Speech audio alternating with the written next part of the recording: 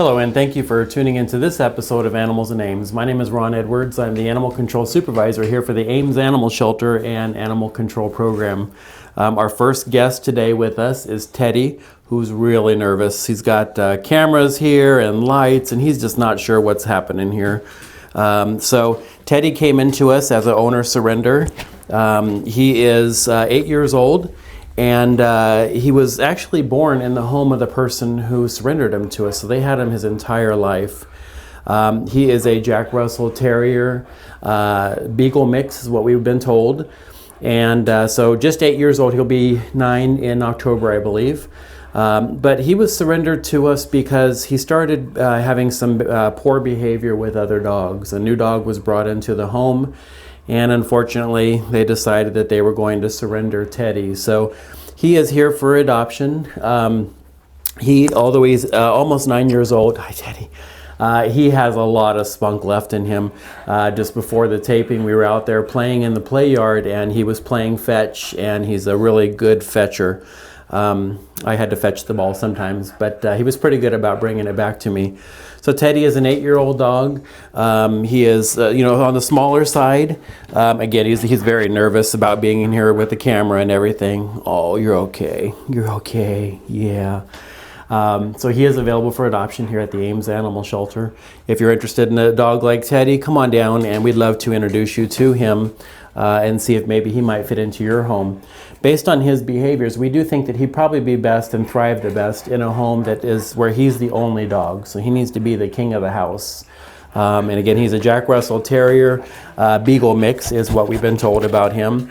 But available for adoption immediately at the Ames Animal Shelter. So come on down and meet this sweet guy here. That's a good boy. Good kiss. That's a good kiss. He's a great dog. So come on down and meet him.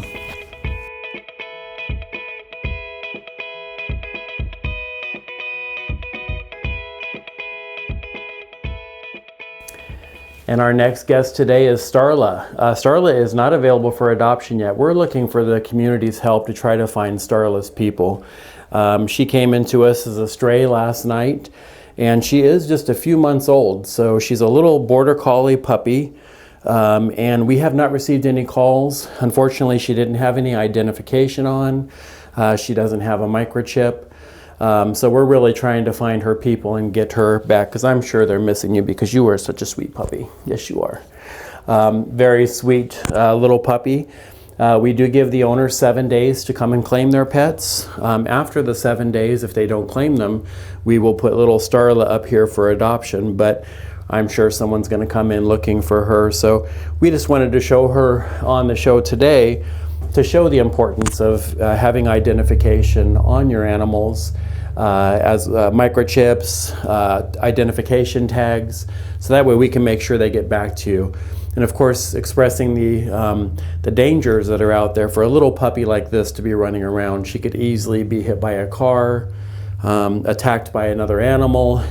So we want to make sure that Starla, and that's the name that we gave her, is safe at home, and she has identification. So if she goes out running again, as lots of puppies like to do, that she's going to be safe. Yeah, aren't you? So if you know Starla's owner, please have them contact us. And if she's not picked up by the owners, again, she'll be available for adoption here at the Ames Animal Shelter in 7 days.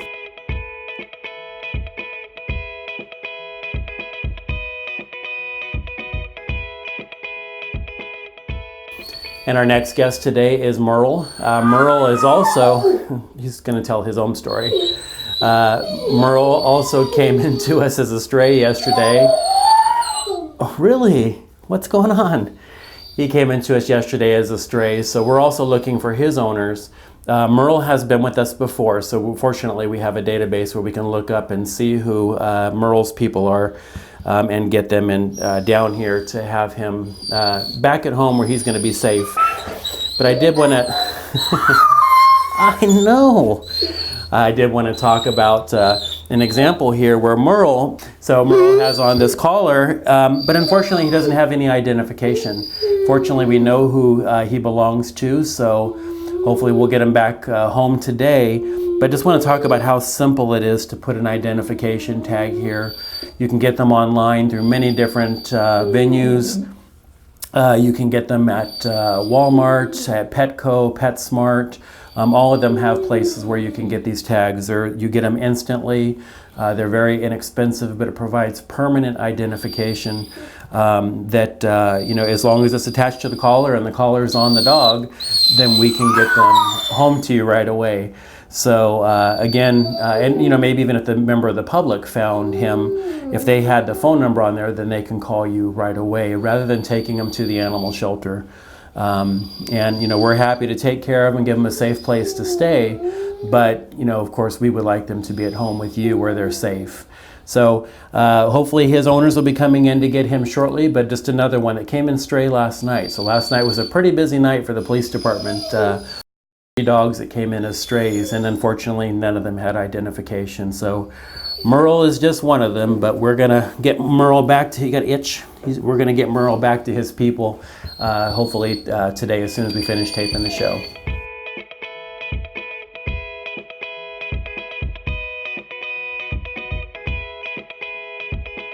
And our last dog that we have here today, again, also was a stray. And fortunately, we just got a call from Neptune's owner, and they're going to be picking him up today when we open up at 12 noon. Unfortunately, he had gotten mixed up in some bushes, it sounds like, and his collar came off, so they didn't have Neptune's collar on him or identification.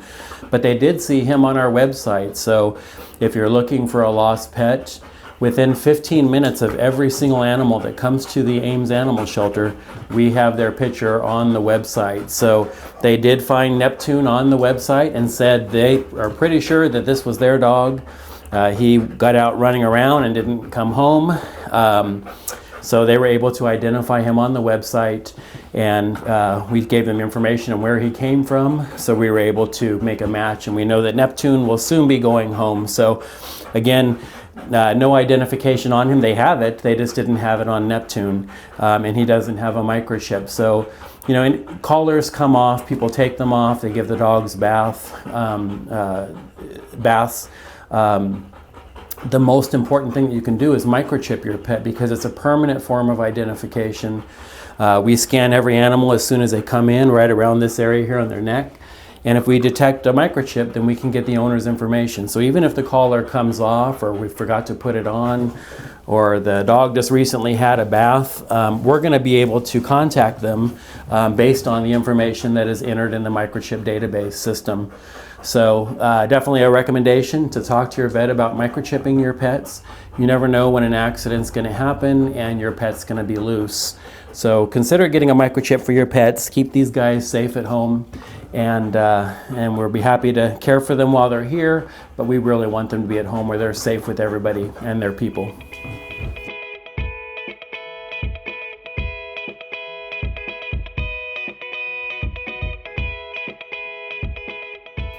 And our final furry friend for the day today is going to be this cute little kitten here.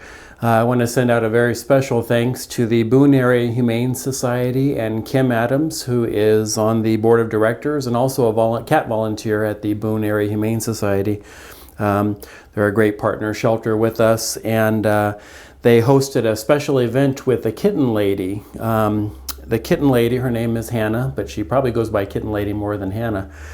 She is just an incredible resource all across the United States and beyond of resources and information on how to save these little orphan kittens that don't have their mother. Hannah, with her big yawn there, she is just about 4, maybe 5 weeks old. She was brought into the Boone Area Humane Society in pretty bad shape. If she didn't get emergency care, she wouldn't be with us today and she wouldn't be thriving as she is.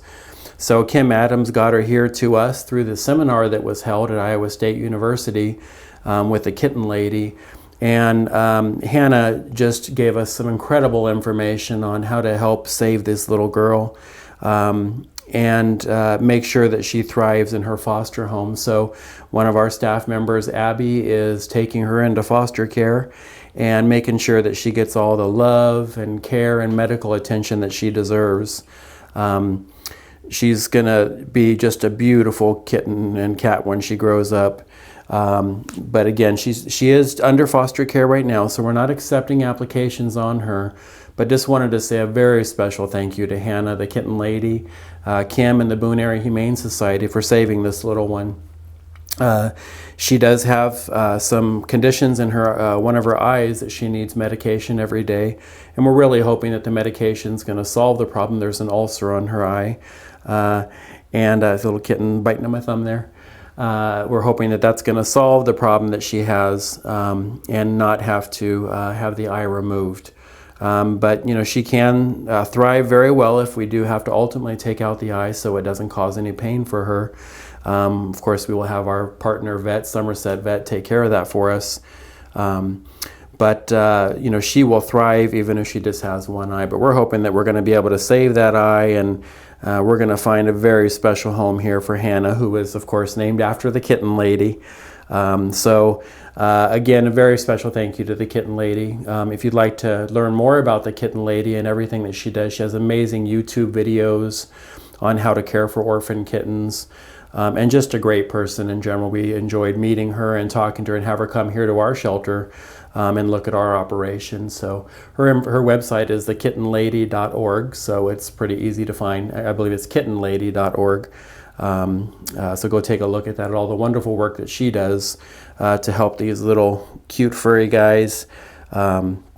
And a special thank you to Abby, our staff member here, who is fostering this little girl and going to make sure that she is very well taken care of and provided with many fingers so she can chew on them at home.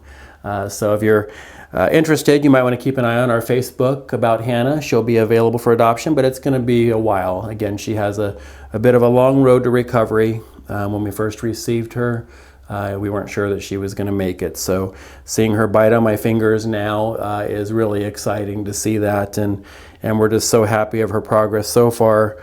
And we just know that she's going to find the best home. So if you are interested, just keep on our Facebook, and we'll have updates there about Hannah. And you can potentially be one of the applicants that can apply for adopting her. But we'll keep that information on our Facebook current, or you can always call the animal shelter and get more information about Hannah.